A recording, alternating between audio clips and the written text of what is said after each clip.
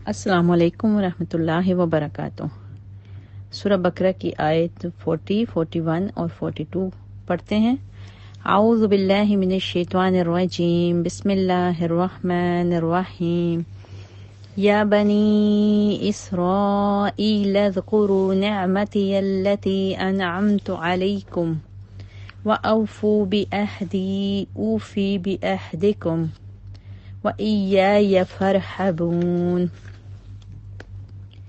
وآمنوا بما أنزلت مصدقا لما معكم ولا تكونوا أول كافر به ولا تشتروا بآياتي ثمنا قليلا وإياي فاتقون ولا تلبسوا الحق بالباطل وَتَكْتُمُوا الْحَقَّ وَأَنْتُمْ تَعْلَمُونَ۔ اے بنی اسرائیل، ذرا خیال کرو میری اس نعمت کا جو میں نے تم کو عطا کی تھی۔ میرے ساتھ تمہارا جو عہد تھا اسے تم پورا کرو، تو میرا جو عہد تمہارے ساتھ تھا اسے میں پورا کروں، اور مجھ ہی سے تم ڈرو اور میں نے جو کتاب بھیجی ہے اس پر ایمان لاؤ۔ یہ اس کتاب کی تائید میں ہے جو تمہارے پاس پہلے سے موجود تھی، لہٰذا سب سے پہلے تم ہی اس کے منکر نہ بن جاؤ۔ تھوڑی قیمت پر میری آیات کو نہ بیچ ڈالو اور میرے غضب سے بچو۔ باطل کا رنگ چڑھا کر حق کو مشتبہ نہ بناؤ اور نہ جانتے بوجھتے حق کو چھپانے کی کوشش کرو۔ اب یہاں سے اس آیات میں اللہ تعالیٰ کا خطاب کا رخ عام لوگوں کی بجائے ہٹ کے بنی اسرائیل کی طرف ہو گیا ہے، جو 14ویں رکوع تک چلے گا۔ یہودی مدینہ میں بکثرت آباد تھے، چونکہ سیدنا اسحاق علیہ السلام سے لے کر ان میں تقریباً 4000 نبی آ چکے تھے، اس لیے تمام عرب پر ان کے علم و فضل کی دھاک بیٹھ چکی تھی۔ ان پر اللہ تعالیٰ نے بے شمار انعامات کیے تھے، مگر کچھ مدت گزرنے پر ان میں بہت سے عیوب پیدا ہو گئے، یعنی عیب پیدا ہو گئے، اور اپنے اسی علمی فضیلت کی بنا پر اور اس حسد کی بنا پر آنے والا نبی اسحاق علیہ السلام کی اولاد سے نہیں، انہوں نے دعوت اسلام قبول کرنے سے انکار کر دیا۔ اور اس سے اگلی آیات میں پھر ڈیٹیل سے بتایا جا رہا ہے کہ اسرائیل یعنی اس کو عبداللہ کے معنی میں لیا گیا ہے، حضرت یعقوب علیہ السلام کا لقب تھا۔ یہودیوں کو بنو اسرائیل کہا جاتا ہے، یعنی یعقوب علیہ السلام کی اولاد سے۔ حضرت یعقوب علیہ السلام کے 12 بیٹے تھے، جن سے ان کے 12 قبیلے بنے، اور ان میں بکثرت انبیاء اور رسول تھے۔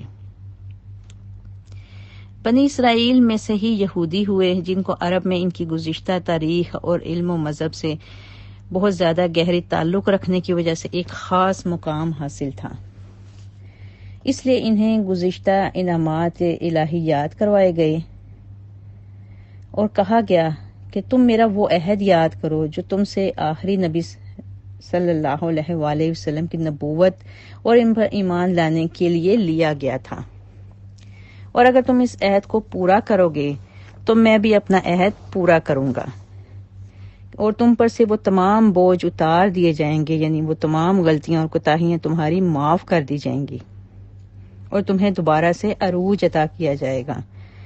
اور پھر اللہ تعالیٰ کہہ رہا ہے مجھ سے ڈرو، میرے غضب سے ڈرو، کہ میں تمہیں مسلسل اس اذیت اور اس تکلیف میں دوبارہ بھی لا سکتا ہوں جس میں تم پہلے بھی مبتلا تھے اور تمہارے آباء و اجداد بھی اس میں مبتلا تھے۔ اب یہاں سے اللہ تعالیٰ نے وہ تمام عہد جو تورات کے احکامات کی صورت میں بھی ان پر تھے اور جن پر انہوں نے وعدہ بھی لیا تھا کہ ہم ان پر قائم رہیں گے، اور جو پیغمبر اللہ تعالیٰ بھیجے گا اس پر وہ ایمان بھی لائیں گے، لیکن چونکہ وہ اپنے ان تمام عہدوں سے ہٹ گئے تھے تو اللہ تعالیٰ نے کہا، اللہ تعالیٰ نے بھی ان سے عہد لیا تھا کہ ملک شام پھر تمہارے قبضے میں رہے گا، لیکن بنی اسرائیل نے اس اقرار کو قبول تو کر لیا، مگر بعد میں اس پر قائم نہ رہے، بد نیتی اور رشوت لے کر غلط مسئلے بتائے، حق کو چھپایا۔ یہودی علماء جو تھے وہ لوگوں کو صحیح مسئلوں کا حل نہیں بتایا کرتے تھے، اصل بات، اصل احکامات کو چھپا جاتے تھے۔ آنے والے نبیوں کی اطاعت کی بجائے ان میں سے بعض کو انہوں نے قتل ہی کر ڈالا اور اپنی ریاست جمائی، اور تورات میں جہاں کہیں رسول اللہ صلی اللہ علیہ وآلہ وسلم کی توصیف تھی، تعریف کی گئی تھی، اسے بھی بدل ڈالا۔ عقائد اور انبیاء کی خبروں کے حوالے سے اور آخرت کے حال احوال کے حوالے سے تمام الہامی کتابوں میں تقریباً ایک ہی جیسے احکامات تھے، فرق ہوتا تھا تو صرف وقت اور حالات کے مطابق، اس کے تقاضوں کے مطابق۔ لہذا قرآن جب تورات کی تصدیق کر رہا تھا تو اس کے پہلے منکر تم ہی نہ بن جاؤ۔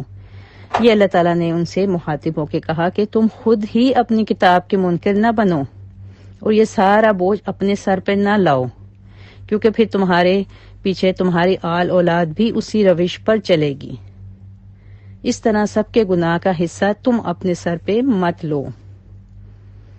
اور احادیث میں بھی آتا ہے، سیدنا ابو موسیٰ اشعری رحمۃ اللہ علیہ کہتے ہیں کہ رسول اللہ صلی اللہ علیہ وآلہ وسلم نے فرمایا، 3 آدمیوں کے لیے دوہرا ثواب ہے۔ ایک تو وہ اہل کتاب جو اپنے پیغمبر پر ایمان لایا، پھر محمد صلی اللہ علیہ وآلہ وسلم پر بھی ایمان لایا۔ دوسرا وہ غلام جو اللہ کا بھی حق ادا کرے اور اپنے مالکوں کا بھی۔ تیسرے وہ شخص جس کے پاس ایک لونڈی ہو جس سے وہ محبت کرتا ہو، اسے اچھی طرح ادب سکھائے، پھر آزاد کرے، پھر اسے نکاح کرے تو اس کے لیے بھی دوہرا اجر ہے۔ یعنی اہل کتاب کے ایمان لانے پر اللہ تعالیٰ نے ان کو دوہرا اجر بتایا کہ وہ اپنی کتاب پہ بھی ایمان لائیں اور آخری نبی پر بھی ایمان لائیں۔ تو اس بات پہ اللہ تعالیٰ ان کو تنبیہ فرما رہے ہیں کہ تم لوگ خود ہی اپنی کتاب کا انکار کرنے والے نہ بنو، حالانکہ تم ان کی تصدیق کرو گے اور آنے والے نبی کی بھی تصدیق کرو تو تمہیں ان چیزوں پہ دوہرا اجر ملے گا۔ آگے دیکھتے ہیں، یہاں پہ جو آیت ہے ثمنًا قلیلا، کہ آیات کو ہلکی قیمت پر نہ بیچ دو۔ اس پہ تھوڑی قیمت پر فروخت نہ کرنے کا مطلب یہ نہیں کہ زیادہ معاوضہ مل جائے تو اللہ تعالیٰ کے احکامات کا سودا کر لیا جائے، نہیں، بلکہ مطلب یہ ہے کہ اللہ تعالیٰ کے احکامات کے مقابلے میں دنیا کے مفادات کو اہمیت نہ دی جائے۔ اللہ تعالیٰ کے احکامات تو اتنے قیمتی ہیں کہ ساری دنیا کا مال و متاع بھی ان کے مقابلے میں بہت ہی قلیل حیثیت رکھتا ہے۔ اور اس آیت میں خاص طور پر اصل مخاطب وہی بنی اسرائیل ہیں، لیکن یہ حکم قیامت تک آنے والے تمام بنی نوع انسان کے لیے ہے، تمام مسلمانوں کے لیے ہے کہ جب بھی وقت آئے حق کو ظاہر کرنے کا، حق سامنے لانے کا، تو حق کو چھپایا نہ جائے اور نہ ہی اس کو غلط ملت کیا جائے، غلط احکامات کے ساتھ اس کو جوڑا جائے، بلکہ دنیا کے اندر رہ کے ہی آخرت کی طلب کے تلاش میں حق کو واضح کیا جائے، جو حق کے راستے پہ چلے اس کا ساتھ دیا جائے اور اللہ تعالیٰ کی آیات کو واضح اور کھول کے بیان کیا جائے، ان کو مشتبہ نہ یعنی بنایا جائے، ان کو کسی شک و شبے میں مبتلا نہ کیا جائے۔ ایک ایک آیت کے اللہ تعالیٰ کی ایک ایک آیت کے بے انتہا مطالب ہیں جو تفاسیر سے ہی معلوم کیے جا سکتے ہیں۔ یہاں پہ اپنے علمی مطالعہ اور اپنے غور و فکر کو بڑھانے کی دعوت بھی دی جا رہی ہے کہ حق کو تلاش کرنے کے لیے انسان کو بہت محنت کرنی پڑتی ہے، اور جب اس کو آگے پہنچانے کا وقت آئے تو پھر اس کو مشتبہ نہ بنایا جائے، کسی شک میں نہ ڈالا جائے، ورنہ دنیا طلب کرنے کے لیے اگر وہ حق کو ایک سائیڈ پہ کر دے گا، باطل کا رنگ چڑھا دے گا، تو پھر اس آیت کے اہتمام میں سب کے سب وہ لوگ آئیں گے جو کہ حق کو مشتبہ بنا دیتے ہیں، جو حق کو ایک غلط رنگ دے کے دنیا کے سامنے پیش کرتے ہیں۔ پھر صرف بنی اسرائیل اس میں شامل نہیں ہیں، تمام مسلمان اس آیت کے حکم میں شامل ہو جاتے ہیں، پھر وہ سب اس کی وعید میں شامل ہوں گے۔ اگلی آیت دیکھتے ہیں، آیت نمبر 43۔ وَأَقِيمُوا الصَّلَاةَ وَآتُوا الزَّكَاةَ وَارْكَعُوا مَعَ الرَّاكِعِينَ أَتَأْمُرُونَ النَّاسَ بِالْبِرِّ وَتَنْسَوْنَ أَنفُسَكُمْ وَأَنْتُمْ تَتْلُونَ الْكِتَابَ أَفَلَا تَعْقِلُونَ. آیت 44 وَاسْتَعِينُوا بِالصَّبْرِ وَالصَّلَاةِ وَإِنَّهَا لَكَبِيرَةٌ إِلَّا عَلَى الْخَاشِعِينَ. آیت 46 الَّذِينَ يَظُنُّونَ أَنَّهُمْ مُلَاقُو رَبِّهِمْ وَأَنَّهُمْ إِلَيْهِ راجعون. نماز قائم کرو، زکوٰۃ دو، اور جو لوگ میرے آگے جھک رہے ہیں ان کے ساتھ تم بھی جھک جاؤ. تم لوگوں کو تو نیکی کا راستہ اختیار کرنے کے لیے کہتے ہو مگر اپنے آپ کو بھول جاتے ہو، حالانکہ تم کتاب کی تلاوت کرتے ہو. کیا تم عقل سے بالکل ہی کام نہیں لیتے؟ صبر اور نماز سے مدد حاصل کرو. بے شک نماز ایک سخت مشکل کام ہے مگر ان فرما بردار بندوں کے لیے مشکل نہیں ہے جو سمجھتے ہیں کہ آخر کار انہیں اپنے رب سے ملنا اور اسی کی طرف پلٹ کر جانا ہے.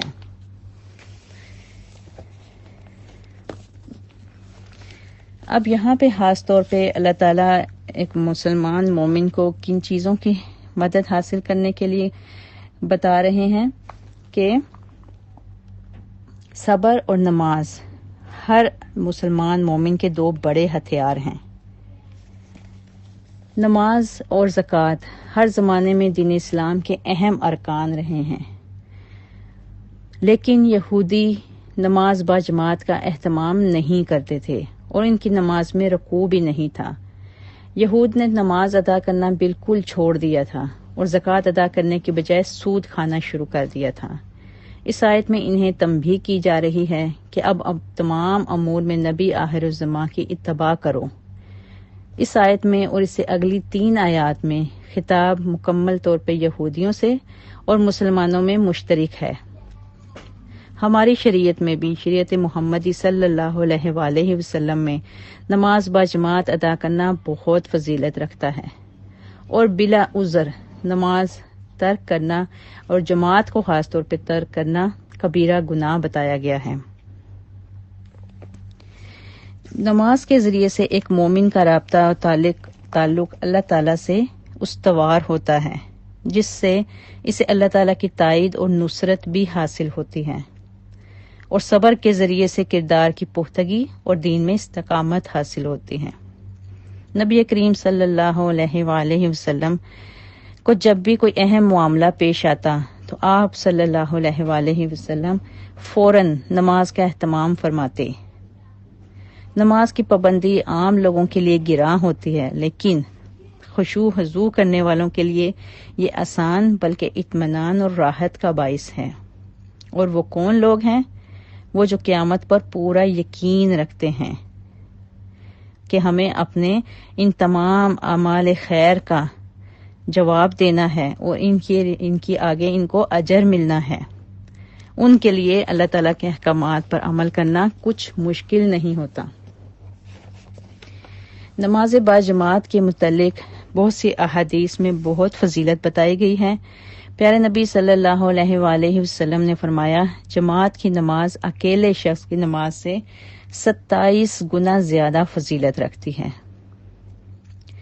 آپ صلی اللہ علیہ وسلم نے فرمایا، اس ذات کی قسم جس کے ہاتھ میں میری جان ہے، میں نے ارادہ کیا کہ لکڑیاں جمع کرنے کا حکم دوں، پھر نماز کا حکم دوں، اس کے لیے اذان کہی جائے، پھر کسی شخص کو حکم دوں کہ وہ لوگوں کو امامت کرائے، پھر میں جماعت سے پیچھے رہنے والوں کے ہاں جا کر ان کے گھروں کو آگ لگا دوں.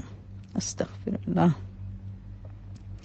یعنی جماعت میں شامل نہ ہونے والوں کے لیے اتنی سخت وعید احادیث میں بتائی گئی ہیں. اور نماز کی فضیلت اور اہمیت کے متعلق پیارے نبی صلی اللہ علیہ وآلہ وسلم نے فرمایا، بھلا دیکھو اگر تم میں سے کسی کے دروازے پر نہر بہتی ہو اور وہ اس میں ہر روز 5 مرتبہ نہائے تو کیا اس کے بدن پہ کچھ میل کچیل رہ جائے گا؟ صحابہ نے عرض کیا، نہیں، کچھ میل کچیل باقی نہیں رہے گا. آپ صلی اللہ علیہ وآلہ وسلم نے فرمایا، بس یہی 5 نمازوں کی مثال ہے.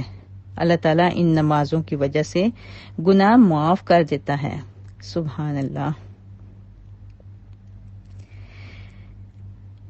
ایک شخص رسول اللہ صلی اللہ علیہ وآلہ وسلم کے پاس آیا اور کہنے لگا، میں نے حد کا ایک گناہ کیا ہے، مجھے حد لگائیے۔ آپ صلی اللہ علیہ وآلہ وسلم نے اس سے کچھ نہیں پوچھا۔ اتنے میں نماز کا وقت آ گیا اور اس نے آپ صلی اللہ علیہ وآلہ وسلم کے ساتھ نماز پڑھی۔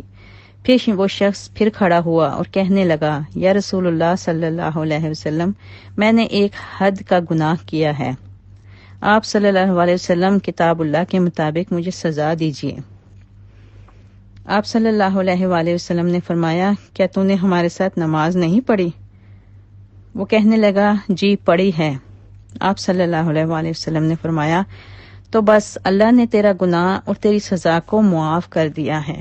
سبحان اللہ۔ وَاسْتَعِینُوا بِالصَّبْرِ وَالصَّلَاةِ۔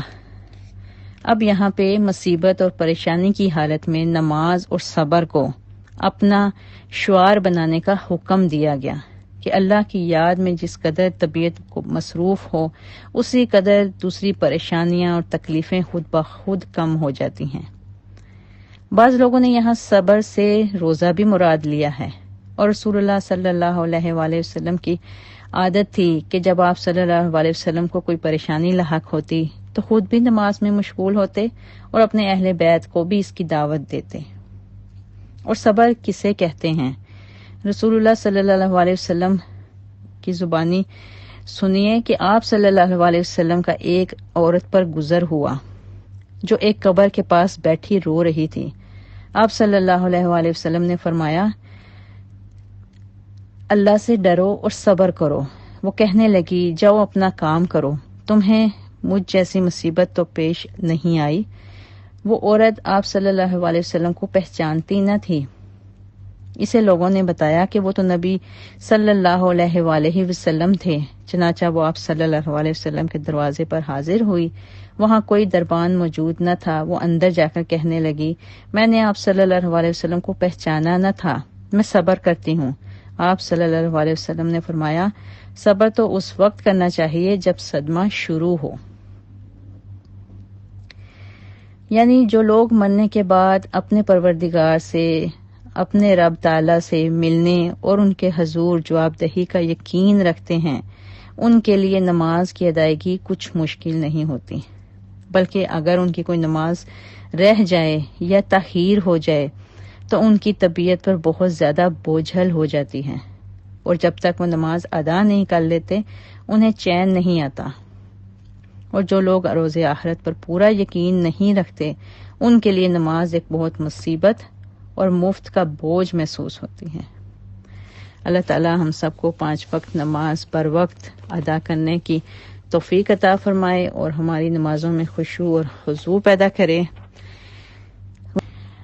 پچھلے رکوع سے بنی اسرائیل کے حالات و واقعات شروع ہو چکے ہیں، اور اللہ تعالیٰ نے بنی اسرائیل کو اپنے انعامات و احسانات یاد کروائے جن کی بنا پر ان کو دنیا میں قدر و منزلت اور فضیلت عطا ہوئی تھی۔ لیکن بنی اسرائیل نے اللہ تعالیٰ کی ان نعمتوں اور ان احسانوں کا ناجائز فائدہ اٹھایا اور برائیوں میں مبتلا ہوئے، اور اللہ تعالیٰ کے پیغمبروں کے ساتھ برا سلوک کیا اور خود اللہ تعالیٰ کے ساتھ شرک جیسا کبیرہ گناہ بھی کیا۔ آیت 47-48 دیکھتے ہیں۔ اعوذ باللہ من الشیطان الرجیم، بسم اللہ الرحمن الرحیم۔ یا بنی اسرائیل اذکروا نعمتی التی انعمت علیکم وانی فضلتکم علی العالمین واتقوا یوما لا تجزی نفس عن نفس شیئا ولا يقبل منها شفاعة ولا يؤخذ منها عدل ولا هم ينصرون۔ ترجمہ، اے بنی اسرائیل، یاد کرو میری اس نعمت کو جس سے میں نے تمہیں نوازا تھا، اور اس بات کو کہ میں نے تمہیں دنیا کی ساری قوموں پر فضیلت عطا کی تھی، اور ڈرو اس دن سے جب کوئی کسی کے ذرا کام نہ آئے گا، نہ کسی کی طرف سے سفارش قبول ہوگی، نہ کسی کو فدیہ لے کر چھوڑا جائے گا، اور نہ مجرموں کو کہیں سے مدد مل سکے گی۔ اب یہاں پر اللہ تعالیٰ پھر سے ان کو اپنی ان نعمتوں کی یاد دہانی کروا رہا ہے، اور ان میں سب سے بڑی نعمت کیا تھی کہ اللہ تعالیٰ نے بنی اسرائیل کی قوم کو دنیا کی تمام قوموں پر فوقیت دی تھی۔ جلیل القدر انبیاء اور صلحاء اور علماء اس قوم میں اللہ تعالیٰ نے بھیجے تھے ان کو راہ راست پر لانے کے لیے۔ ایک وقت تھا جب تمام اقوام پر بنی اسرائیل کے علم و فضیلت کی دھاک بیٹھی ہوئی تھی، لیکن اللہ کی اس نعمت کو ان پر الٹا اثر ہوا۔ بجائے اس کے کہ وہ اللہ کا شکر ادا کرتے اور اللہ کے حضور سے نگوں ہوتے، سجدہ ریز ہوتے، تقوی اختیار کرتے، انہوں نے تکبر میں وہ یہ سمجھ بیٹھے کہ ہم چونکہ انبیاء کی اولاد ہیں لہٰذا اللہ کے بہت محبوب اور چہیتے ہیں، اور یہی انبیاء اور یہی اولیاء ہمیں اللہ تعالیٰ کے سامنے ہر قسم کے گناہ سے محفوظ کر دیں گے، ہماری بخشش کروا دیں گے۔ اور انہوں نے پھر اسی سوچ کے تحت ان کا یہی عقیدہ مضبوط ہو گیا کہ ہمیں کسی قسم کا کوئی عذاب نہیں دیا جائے گا، حالانکہ یہ ان کی بالکل ایک اپنے تئیں پیدا کی ہوئی سوچ تھی، جو کہ ان کو پھر اس کے لیے اس بعد میں اس پہ بہت سخت قسم کا عذاب بھی ان کے اوپر آیا۔ بنی اسرائیل کے بگاڑ کی ایک بہت بڑی وجہ یہ بھی تھی کہ آخرت کے متعلق ان کے عقیدے میں شدید خرابی آ گئی تھی۔ وہ اس قسم کے خیالات میں مبتلا ہو گئے تھے کہ ہم چونکہ انبیاء کی اولاد ہیں، بڑے بڑے انبیاء صلحاء ہمارے خاندان سے، ہم ان کے خاندان سے تعلق رکھتے ہیں، تو ہماری بخشش جو ہے وہ انہی انبیاء کے صدقے میں ہو جائے گی اور کوئی کسی قسم کی سزا ہمیں نہیں دی جائے گی۔ انہی جھوٹے بھروسوں نے ان کو دین سے غافل اور گناہوں کے چکر میں مبتلا کر دیا تھا، لہٰذا اس لیے نعمت کی یاد دہانی کرانے کے ساتھ ہی فوراً سے اللہ تعالیٰ نے ان کی ان غلط فہمیوں کو دور کر دیا، اور خاص طور پہ جب ان سے اللہ تعالیٰ نے کہا، آیت میں بتایا کہ کسی قسم کی سفارش قبول نہیں کی جائے گی، یہ ان کے اسی غلط عقیدے کا جواب دیا اللہ تعالیٰ نے کہ نجات سے، عذاب سے نجات کی جو 4 صورتیں ممکن ہیں ان میں سے کوئی بھی تمہارے کام نہ آ سکے گی، یعنی کوئی شخص کسی دوسرے کا بوجھ اٹھانے کو تیار نہ ہوگا، اور نہ ہی کسی کی سفارش کام آئے گی، نہ کوئی فدیہ دے کے اپنی جان چھڑا سکے گا، اور نہ ہی اللہ کے مقابلے میں وہاں ان کا کوئی بھی حامی و مددگار ہوگا۔ لہٰذا خوب سوچ لیں، سمجھ لیں کہ محض انبیاء کی اولاد ہونے کی بنا پر اپنے ان حرکتوں، اپنے ان کرتوتوں کی سزا سے نہ بچ سکیں گے۔ اور یہ درست ہے کہ قیامت کے دن انبیاء اور صلحاء گنہگاروں کے لیے سفارش کریں گے، لیکن اس سفارش کی شرائط ایسی ہیں کہ سفارش پر ہم تکیہ کر کر نہیں بیٹھ سکتے۔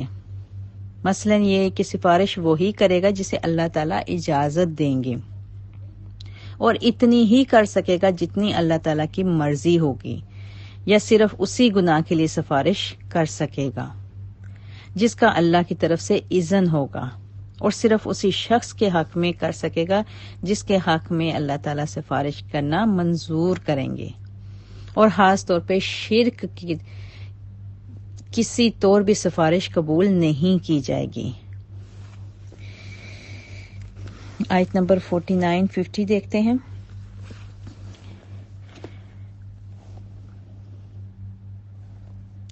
وَإِذْ نَجَّيْنَاكُمْ مِنْ آلِ فِرْعَوْنَ يَسُومُونَكُمْ سُوءَ الْعَذَابِ يُذَبِّحُونَ أَبْنَاءَكُمْ وَيَسْتَحْيُونَ نِسَاءَكُمْ وَفِي ذَلِكُمْ بَلَاءٌ مِّن رَّبِّكُمْ عَظِيمٌ وَإِذْ فَرَقْنَا بِكُمُ الْبَحْرَ فَأَنْجَيْنَاكُمْ وَأَغْرَقْنَا آلَ فِرْعَوْنَ وَأَنْتُمْ تَنظُرُونَ۔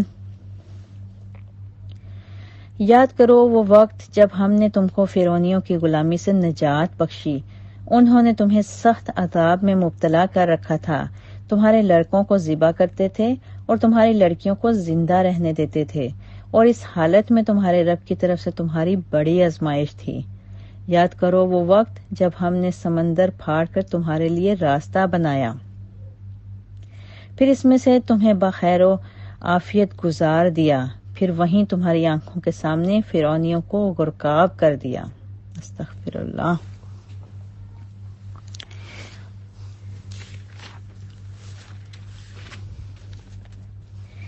اب یہاں پہ ہم دیکھتے ہیں کہ اس سے آگے مسلسل کئی رکوع تک جن واقعات کی طرف اشارے کیے گئے ہیں وہ سب بنی اسرائیل کی تاریخ کے مشہور ترین واقعات ہیں، جنہیں اس قوم کا بچہ بچہ تک جانتا تھا۔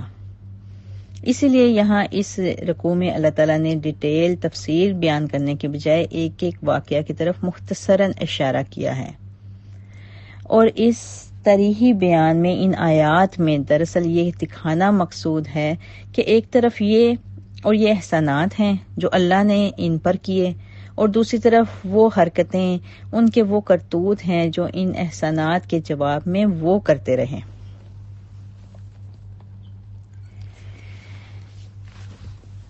اس آزمائش کا مطلب اللہ کی طرف سے ایک خاص قسم کی وقت سے ان کو گزارنا تھا، تاکہ وہ اس مشکل اور تکلیف اور آزمائش کے دور سے نکل کر خالص سونا بن کر نکلتے، لیکن وہ بجائے سونا بننے کے بالکل کھوٹ بن کر رہ گئے، اور آزمائش کے اس ٹائم میں اتنی بڑی مصیبت سے اس معجزانہ طریقے پر نجات پانے کے بعد بھی وہ اللہ کے شکر گزار بندے نہ بنے۔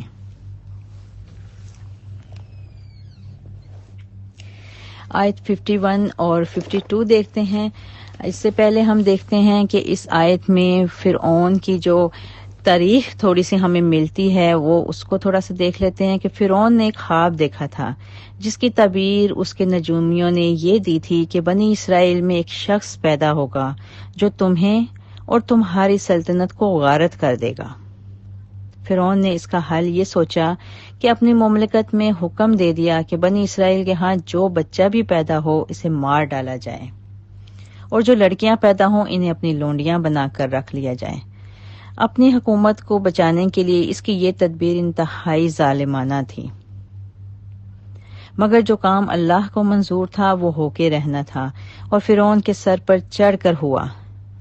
حضرت موسیٰ علیہ السلام پیدا ہوئے، اور اللہ تعالیٰ کی قدرت کہ اللہ تعالیٰ نے فرعون کے دربار میں ہی حضرت موسیٰ علیہ السلام کی پرورش بھی کی، اور اسی کے گھر میں ہوئی۔ بنی اسرائیل پر تمام یہ جو تاریخی واقعات ہیں یہ ہر خاص و عام کے سامنے مشہور تھے، لہٰذا یہاں بالکل مختصراً ذکر کر کے کہ سمندر میں جو راستہ اللہ تعالیٰ نے بنایا وہ حضرت موسیٰ علیہ السلام اور ان کے ساتھیوں کے لیے تو نجات کا باعث بنا، جبکہ وہی راستہ فرعون اور اس کی قوم کے لیے ان کی بربادی کا باعث بنا۔ یہ بھی بنی اسرائیل پر اللہ تعالیٰ کا بہت بڑا احسان تھا جس کو وہ فراموش کر بیٹھے۔ آیت 51-52 دیکھتے ہیں۔ وَإِذْ وَعَدْنَا مُوسَىٰ 40 لَيْلَةً ثُمَّ اتَّخَذْتُمُ الْعِجْلَ مِن بَعْدِهِ وَأَنْتُمْ ظَالِمُونَ ثُمَّ عَفَوْنَا عَنْكُمْ مِن بَعْدِ ذَلِكَ لَعَلَّكُمْ تَشْكُرُونَ۔ یاد کرو جب ہم نے موسیٰ کو 40 شبانہ روز کی قرارداد پر بلایا تو اس کے پیچھے تم بچڑے کو اپنا معبود بنا بیٹھے۔ اس وقت تم نے بڑی زیادتی کی تھی، مگر اس پر بھی ہم نے تمہیں معاف کر دیا کہ شاید اب تم شکر گزار بندے بنو۔ اب یہاں پہ خاص طور پہ ہم دیکھتے ہیں کہ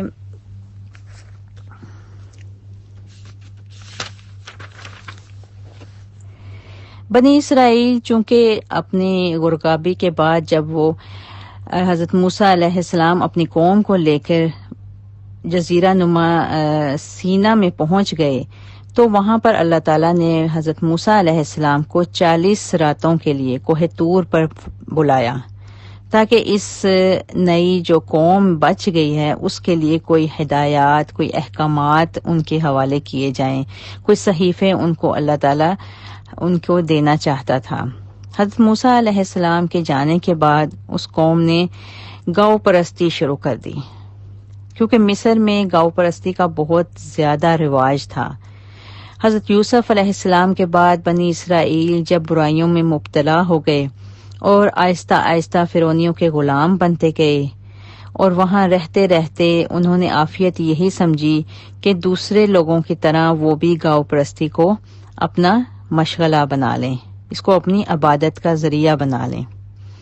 فرعون سے نجات پا جانے کے بعد بھی کئی سالوں تک بلکہ تاحال وہ گاؤ پرستی میں ہی مبتلا تھے۔ لہٰذا جب حضرت موسیٰ علیہ السلام کو اللہ تعالیٰ نے کوہ طور پر بلایا تو پیچھے سے ان کی پوری قوم نے گائے کی پرستی شروع کر دی، ان کی عبادت شروع کر دی انہوں نے۔ اسی چیز کو ان آیات میں اللہ تعالیٰ نے ڈیٹیل سے بتایا ہے۔ اور جب حضرت موسیٰ علیہ السلام کوہ طور سے توریت لے کر واپس آئے تو انہوں نے اپنے ساتھیوں کو، اپنی قوم کے لوگوں کو دیکھا۔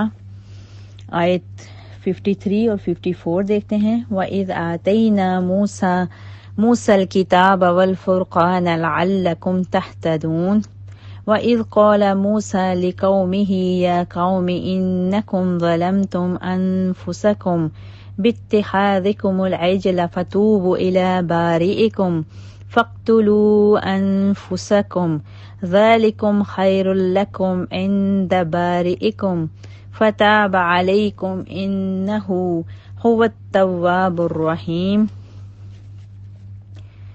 یاد کرو کہ ٹھیک اس وقت جب تم یہ ظلم کر رہے تھے ہم نے موسیٰ کو کتاب اور فرقان عطا کی تاکہ تم اس کے ذریعے سے سیدھا راستہ پا سکو۔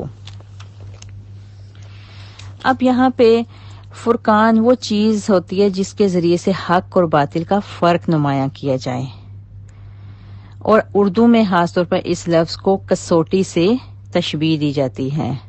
یہاں فرقان سے مراد دین کا وہ علم اور فہم ہے جس سے آدمی حق اور باطل میں تمیز کرتا ہے۔ تو جو صحیفے حضرت موسیٰ علیہ السلام کو دیے گئے ان کی طرف اشارہ کیا جا رہا ہے کہ اس کو مضبوطی سے پکڑ لیں، آپ بھی اور آپ کی قوم بھی، تاکہ وہ لوگ ہدایت کا راستہ اپنائیں۔ لیکن جب حضرت موسیٰ علیہ السلام کوہ طور سے واپس آئے، انہوں نے بنی اسرائیل کی اس گائے پرستی کا جب ان کو علم ہوا تو ان کو سخت قسم کا دکھ پہنچا۔ انہوں نے اپنی قوم سے کہا کہ اب اس ظلم کی سزا یہ ہے کہ جن جن لوگوں نے بچڑے کی پرستش کی تھی انہیں چن چن کے مار ڈالو۔ اس وقت بنی اسرائیل کے 3 گروہ بن گئے تھے، ایک وہ جنہوں نے بچڑے کی پرستش کی تھی، دوسرے وہ جو انہیں گاؤ پرستی سے منع کرتے تھے، اور تیسرے وہ جو غیر جانبدار تھے، نہ گائے کی پرستش کرتے تھے اور نہ ہی ان کو منع کرتے تھے۔ انہیں حکم یہ دیا گیا کہ منع کرنے والے بچڑا پوجنے والوں کو قتل کریں، اور جو غیر جانبدار ہیں انہیں معاف کر دیا جائے۔ یہ اس وقت اپنی قوم کے لیے انہوں نے ان کو حکم دیا۔ آگے دیکھتے ہیں آیت۔ وَإِذْ قُلْتُمْ يَا مُوسَى لَن نُّؤْمِنَ لَكَ حَتَّى نَرَى اللَّهَ جَهْرَةً فَأَخَذَتْكُمُ الصَّاعِقَةُ وَأَنْتُمْ تَنظُرُونَ ثُمَّ بَعَثْنَاكُمْ مِنْ بَعْدِ مَوْتِكُمْ لَعَلَّكُمْ تَشْكُرُونَ۔ یاد کرو جب تم نے موسیٰ سے کہا تھا کہ ہم تمہارے کہنے کا ہرگز یقین نہ کریں گے جب تک کہ اپنی آنکھوں سے علانیہ اللہ کو تم سے کلام کرتے نہ دیکھ لیں۔ اس وقت تمہارے دیکھتے دیکھتے ایک زبردست صاعقے نے تم کو آ لیا اور تم بے جان ہو کر گر چکے تھے، مگر پھر ہم نے تم کو جلا اٹھایا، شاید کہ اس احسان کے بعد تم شکر گزار بن جاؤ۔ یہاں پر بنی اسرائیل کے کچھ لوگ ایسے تھے جو کہ بالکل اعتماد کرنے والے لوگ نہ تھے۔ انہوں نے حضرت موسیٰ علیہ السلام کی زبان پر بھی اعتبار نہیں کیا۔ جب موسیٰ علیہ السلام توریت لے کر کوہ طور سے واپس لوٹے اور قوم کے سامنے اپنی کتاب، اپنا صحیفہ ان کے سامنے رکھا تو وہ لوگ کہنے لگے کہ ہمیں یہ کیسے معلوم ہو کہ یہ کتاب واقعی اللہ کی طرف سے ہے، من جانب من اللہ ہے، اور اللہ تعالیٰ فی الواقع آپ سے ہم کلام بھی ہوا ہے۔ اس صورتحال سے حضرت موسیٰ علیہ السلام سخت پریشان ہوئے تو اللہ تعالیٰ نے انہیں فرمایا کہ اپنے 70 آدمیوں کو بھی اپنے ساتھ طور پہاڑ پر لے آؤ۔ چنانچہ حضرت موسیٰ علیہ السلام نے اپنی قوم سے 70 آدمی منتخب کیے اور انہیں اپنے ساتھ کوہ طور پر لے گئے تاکہ وہ خود اپنے ہوش و حواس سے اللہ تعالیٰ کا کلام سن لیں۔ پھر جب انہوں نے کلام الہی سنا تو کہنے لگے، موسیٰ علیہ السلام، پردے میں سننے کا ہمیں تو کچھ اعتبار نہیں، اور ہم تو جب تک اللہ کو صاف صاف دیکھ نہ لیں تمہاری بات پر اعتبار نہیں کریں گے۔ اب یہ تو ظاہر ہے کہ ایسا مطالبہ بالکل ناقابل عمل اور انتہائی جہالت پر مبنی تھا۔ حضرت موسیٰ علیہ السلام جب خود بھی اللہ کی تجلی کو برداشت نہ کر سکے، اس کی تاب نہ لا سکے اور بے ہوش ہو کر گر گئے تھے اور پہاڑ بھی ریزہ ریزہ ہو گیا تھا، تو بھلا یہ لوگ کیسے برداشت کر سکتے تھے؟ ان کے اس مطالبہ پر ان پر بجلی گری، اور یہ بھی اللہ کی تجلی ہی کی کوئی صورت ہو سکتی تھی، اور آن کی آن سب کچھ بھسم ہو گیا، سب کچھ ختم ہو گیا۔ اب حضرت موسیٰ علیہ السلام کو یہ فکر دامنگیر ہوئی کہ اکیلے واپس جا کر قوم کو کیا جواب دیں گے۔ چنانچہ پھر اللہ تعالیٰ سے دعا کی اور فرمایا، اے اللہ، اگر تیری یہ رضا تھی تو آج سے پہلے انہیں اور مجھے بھی ہلاک کر دیتا، تاکہ آج میں واپس جا کر ان نادان لوگوں کو کیا جواب دوں گا۔ چنانچہ اللہ تعالیٰ نے موسیٰ علیہ السلام کی دعا کو قبول فرما کر انہیں دوبارہ از سر نو زندہ کیا۔ سبحان اللہ۔